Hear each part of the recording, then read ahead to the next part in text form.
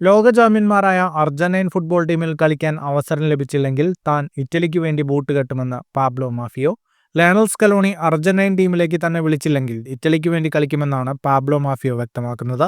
Argentina എന്നെ വിളിക്കുന്നതുവരെ ഞാൻ കാത്തിരിക്കും. എന്നിൽ ആദ്യം താല്പര്യം കാണിച്ചിരുന്ന ടീം അതായിരുന്നു. ഇത് നടന്നില്ലെങ്കിൽ താൻ ഇറ്റലി ടീമിനെ തെരഞ്ഞെടുക്കുമെന്നും പാബ്ലോ മാഫിയോ പറഞ്ഞു. 2023 ഉറുഗ്വേ, ബ്രസീൽ എന്നീ ടീമുകൾക്കെതിരെയുള്ള മത്സരങ്ങൾക്കുള്ള അർജന്റീന ടീമിൽ താരം ഇടം നേടിയിരുന്നു. എന്നാൽ താരത്തിന് ഒരു മത്സരം പോലും കളത്തിലിറങ്ങാൻ സാധിച്ചിരുന്നില്ല. ഇതുവരെ പാബ്ലോയ്ക്ക് അർജന്റീൻ ടീമിൽ അരങ്ങേറ്റം കുറിക്കാൻ സാധിച്ചിട്ടില്ല. പാബ്ലോ മാഫിയോയുടെ അമ്മ അർജന്റീനക്കാരിയും അച്ഛൻ ഇറ്റലിക്കാരനുമാണ്. മാർച്ചിൽ നടന്ന ലോക യോഗ്യതാ മത്സരങ്ങളിൽ ഉറുഗ്വേ, ബ്രസീൽ എന്നീ ടീമുകളെ അർജന്റീന പരാജയപ്പെടുത്തിയിരുന്നു.